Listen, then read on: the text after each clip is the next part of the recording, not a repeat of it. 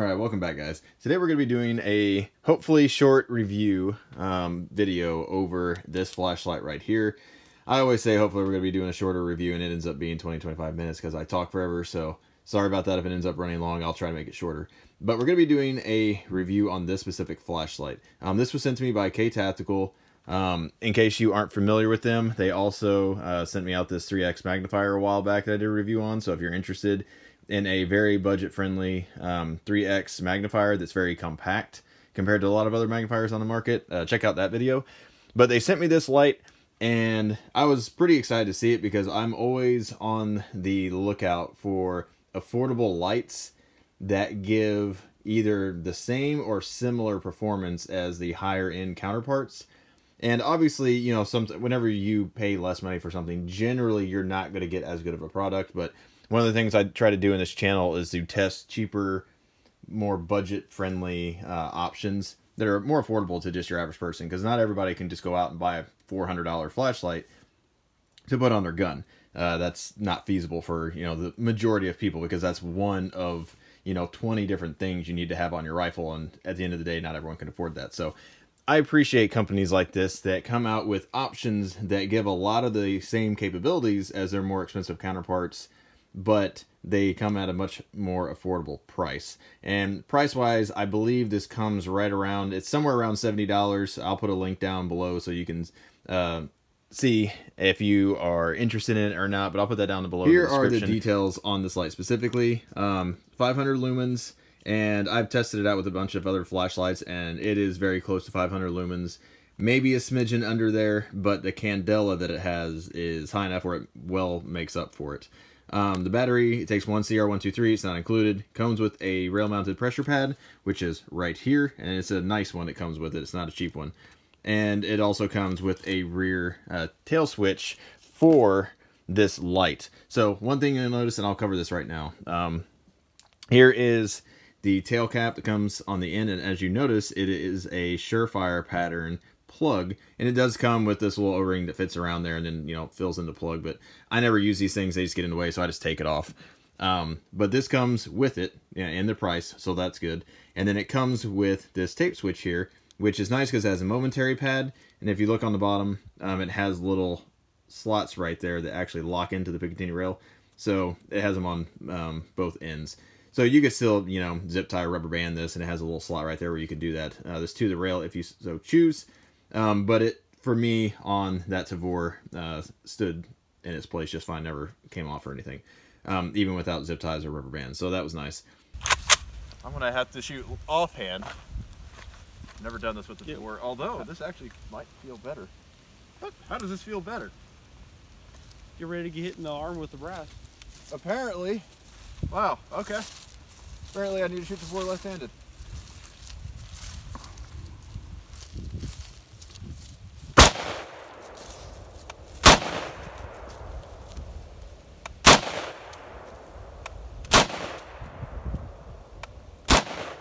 Face with brass though. That's fun. You have the temporary pad right here where you just push in and you get momentary, and then it also comes with a clicky button, which is nice, so you have constant on, which that's one of the things that if you've seen lights that are similar to this on the market, they usually come, and I'll show you one here in a second as a comparison, they usually come with this kind of little cheapo pad that, you know, can't cost more than $1 to make. And it's just really cheap. There's no way to attach it to rails. You have to Velcro the thing on there, or super glue it, or, you know, zip tie the entire thing and just hope it stays in place, or buy an attachment it kind of fits into. That's just obnoxious. So I like that this one, again, already comes with a tape switch that's actually usable. Now I will show you too, like, all the different plugs that it uses. It uses the Surefire style plug. Now, one thing that's a little strange about it is some Surefire things will work with it, plugins. So this one is the dual switch from them, and as you can see, neither button illuminates that one. Now this one's also for PEC 15, but that one for some reason won't work, and it looks like it's just not going on there far enough. So I don't know if that's just a patent issue where they had to make it slightly different. I don't know, but again, this is the one that comes from KTactical, and you can see it's a flush fit, and it works just fine. This other one came from a different company. I don't remember who this one came from. This is just one of those little cheap, you know, $1 ones that no one likes. So, and it does the same thing. It only comes on there shortly. Now you have, let me show you this one, which I think I've shown you all this before. This is just a knockoff. I forgot the brand. It's a knockoff Unity Tactical. That's the brand. So let me plug this in here real quick. So whenever you plug this one in, this one, it works just fine. So if you're looking to use this for an airsoft gun and you want it to work with this tape switch, obviously works just fine. And in case you're wondering, I'm not going to unplug it again, but it does work with the actual Unity Tactical tap switch as well. I just unplugged it. Now it doesn't have that positive click. So whenever you unplug like a Surefire, this is a Surefire Vampire. Whenever you unplug this and plug it back in, it kind of pops into place. You hear like a snap. This one, whenever you use it with that Unity Tactical tape switch, doesn't do that. And again, it's either a tolerance thing or it's just a patent thing. I don't quite know, but it works with some plugs. It doesn't work with others. To be honest though, the plug tape switch that comes with it works just fine. So I don't have a problem with using this. Just know that if you want to try to use it in conjunction with, you know, like a PEC 15 or some IR device, you may have some compatibility issues with your tape switch if you use one of the tape switches like the Unity or something else. So that's just something to be aware of. If you're only using this as a white light and you're not using it in conjunction with anything, you know, night vision related, then you're going to be just fine with this. It is very similar to the Surefire, the M300, I believe is the model, where it's a single battery, CR123 battery flashlight. And size-wise, it is pretty much compatible with everything that they use. It also even has, you can see the mount on here. If you remove these two little screws right here, this mount will work with, say this is not a real Arisaka mount. It's actually a knockoff one I found on Amazon. It was only like 15 bucks, so I figured why not try it. And so if you want something like this where you have the offset mount to really suck in your light to the rail, if you don't want to use the rail that it comes with for Picatinny, you know, those two little screw holes right there, you know, come with the screws that go with this, and it screws through there into that, and you can mount it that way. And that will get a little bit more low profile with your rifle and with your light, so it doesn't hang out as much. So it is compatible with Surefire mounts, which is nice. So it's similar again to this light right here. Now this one is the 2CR123, and you can see it's pretty long, so that it kind of gets in the way on some rifle setups. Like on my Tavor up here, this short light is nice because the rail section really isn't all that long, and you'll have a lot of space for things on the Tavor, at least the SAR version. So this is nice because it's small. Now one thing it differs between the other light is this one, instead of having an IR, you have off, and then you have a strobe feature. So some people may not like strobe. I'm not a big fan of strobe, but some of the guys I work with are, you know, the biggest fans ever, and they love rave parties or whatever they do with strobe. But you have this as an option on here, and I'll just show you how that works real quick. So you plug it in. There's your white light. You have to pull out, rotate. Now it's off. So it kind of clicks into place. And whenever you rotate again, now it's in strobe.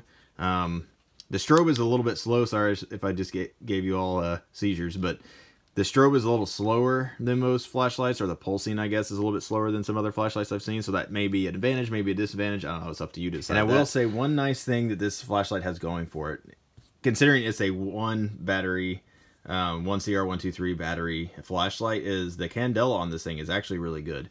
So if you know anything about flashlights, you'll know that there's lumens and then there's candela. Lumens is how much this raw light is outputted from the light itself, and then candela is basically how focused that beam is, so which equates to how far that light is useful.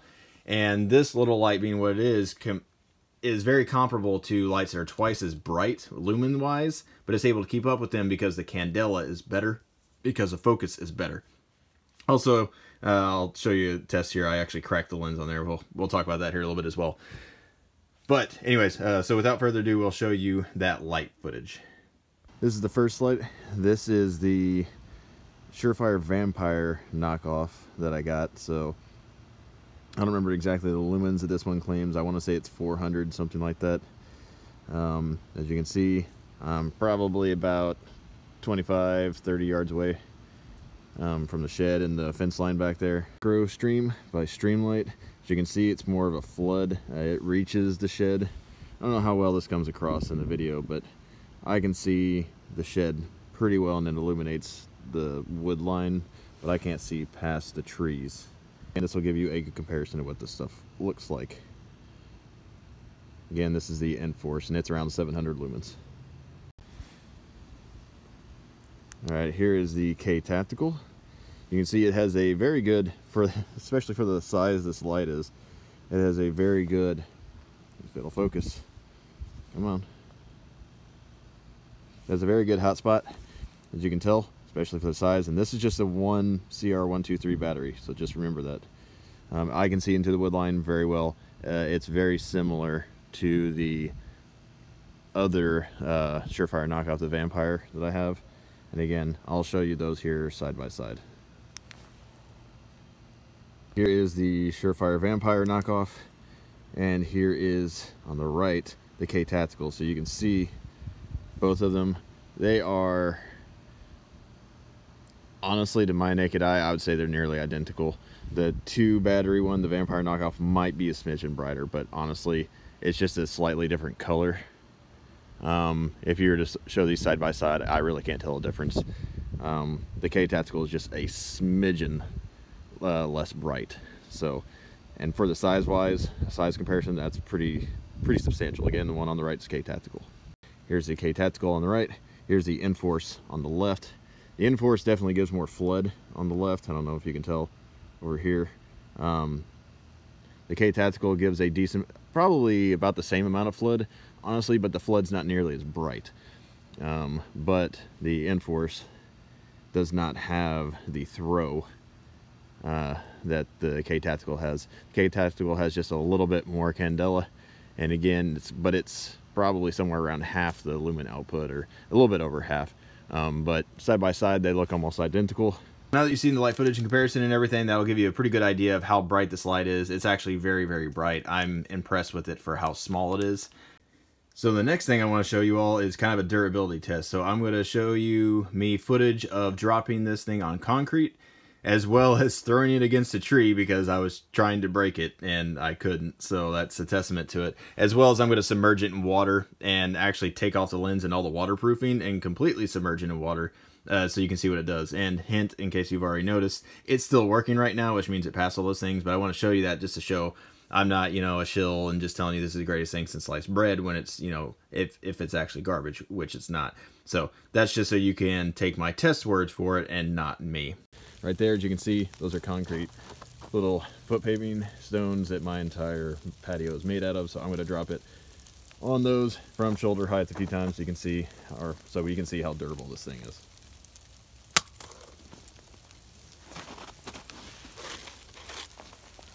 One good hit, still works fine. Another good hit,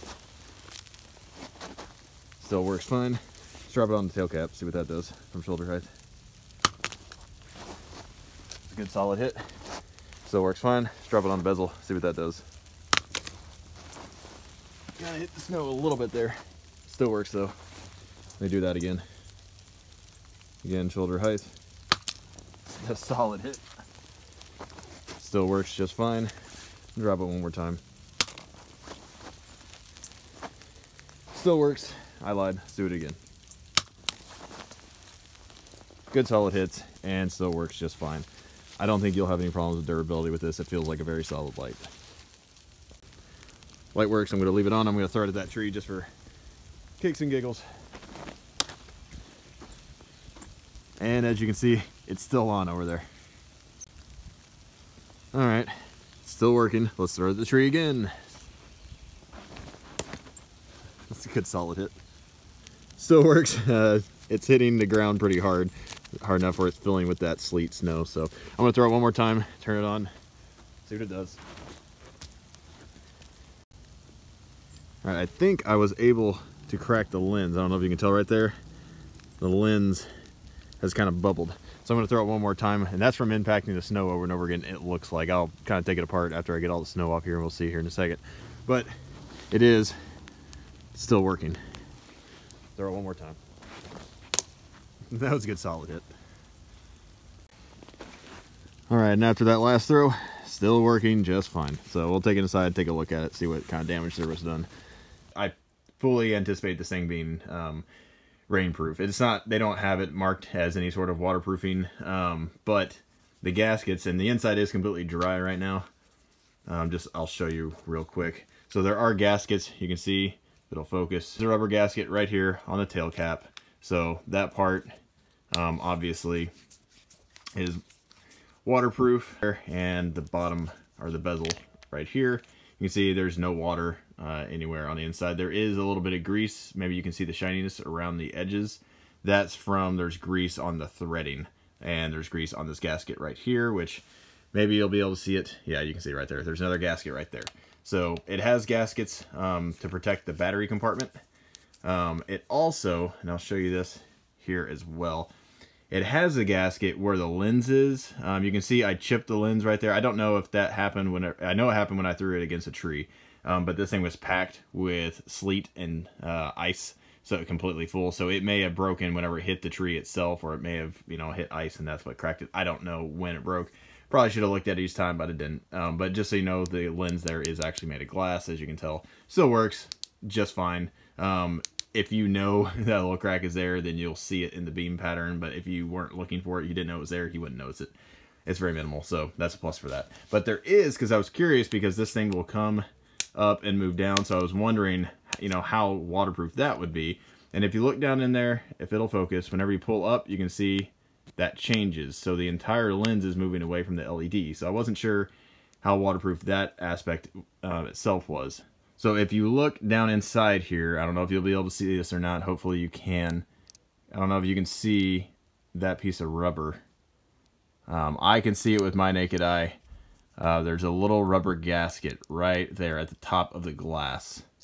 Again, you may not be able to see it, but trust me, there's a rubber gasket that goes all the way around this lens, all the way around the top, that wedges it to this piece of metal right here. So the lens itself is also sealed with a gasket. Now, right now, that gasket, obviously, as you can tell, is not coming in contact with the lens in that area. And I doubt there's another gasket farther down in there, and I doubt this lens is glued in there. It looks like it's press fit with the gasket. So whenever I submerge it fully, we'll see. But I anticipate water getting into the bezel here. And I'm just curious to see if it still works once that happens. If it does, I'll be very impressed. But again, this is just a kind of torture test for this light. So let's throw it in there, see what happens with it on, of course, with the hole in the lens. So water should be getting in here. I just want to see what happens. No bubbles are coming out of it. Let me see if any water went in. It may have just filled up all the way. Let's see.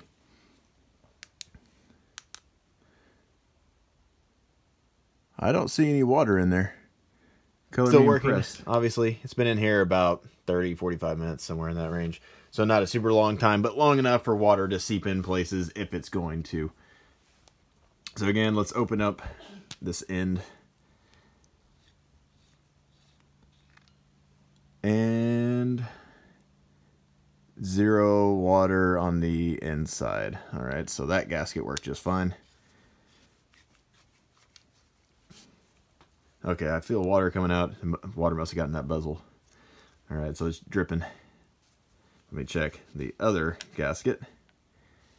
And 0 water. I'm not surprised, there's still grease on there, but so both of those little gaskets work just fine. They kept water out. All right. I can hear that suction, but it doesn't look like any water. It's fogged up on the inside, so some moisture got in there. Sorry about that. But as you can tell, it still works. So here is it without the lens. So now I'm going to throw it in there without this, and let's see if I kill it. It's still working. That's funny. So it's not flickering either. That's just the light. So I'm going to pour out the water that's stuck in here. And it still works. So if you're worried about this getting a little bit of water moisture in there, it's not going to be a problem. Still works just fine, even with the emitter completely submerged. So if you're worried about durability with this thing, I wouldn't be. So that's kind of cool. All right, so hopefully you enjoyed that footage. I enjoyed just beating this thing apart to see if I could break it.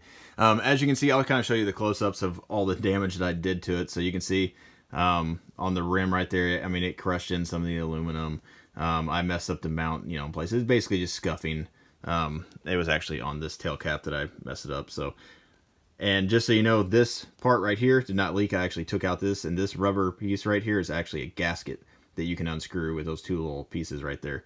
And so this didn't leak at all, and the body part did not leak at all, so that was nice. But that's kind of the damage. And on the lens, I actually took out the lens and flipped it over. So this damage that you're seeing right here is actually now on the inside. So the rubber gasket now seals again, so now it's waterproof again. So that's kind of cool. I just flipped it over and now it's waterproof completely again. But just so you know, this is actual glass, so just know if you hit it hard on something, you can chip glass because glass chips. One kind of, I guess, suggestion I would make for KTactical for this light is to maybe make this out of some type of polymer or something that might be a little bit more durable. Now, the glass is going to be harder to scratch. If you've ever had safety glasses versus, you know, some type of like lenses that you have, like prescription or something, the glass is actually harder to scratch, and plastic is easier to scratch. So this will not scratch as easily, but it's a little bit more fragile, you know, if you were to smash it against something. Now, to be fair, I was throwing this against a tree, so more than likely it hit something hard, and glass is not going to win against that. But it still works, so that's that. So hopefully you all enjoyed this. If you have any questions about this flashlight specifically, or just for me in general, or have any video ideas or anything like that, just comment down below. Again, YouTube doesn't like this kind of content, so give us a subscribe, give us a like, comment down below. That helps everything, helps people find us, helps the channel grow. Again, I'll leave links down to this down below, and some of the other things, you know, I can leave a link to the magnifier if y'all are interested in that as well. But my overall thoughts of this is I'm very impressed with this light, and my use for it.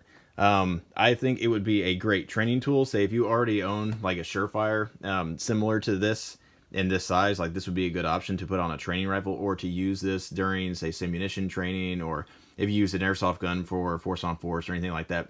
This would be a good option because you can use this as a sacrificial flashlight, and as I've shown, it's incredibly durable and it'll work just fine. I actually use something similar to this on my airsoft gun that I use for training with NVG, so this would be, again, a good training tool. Or if you just want a budget option to put on, say, your home defense rifle, or, you know, whatever rifle you have, or if you have a gun like this that's kind of shorter and you need a shorter light because there's not a whole lot of rail space, this is a very good option. But again, I hope you all enjoy this video and have a good one.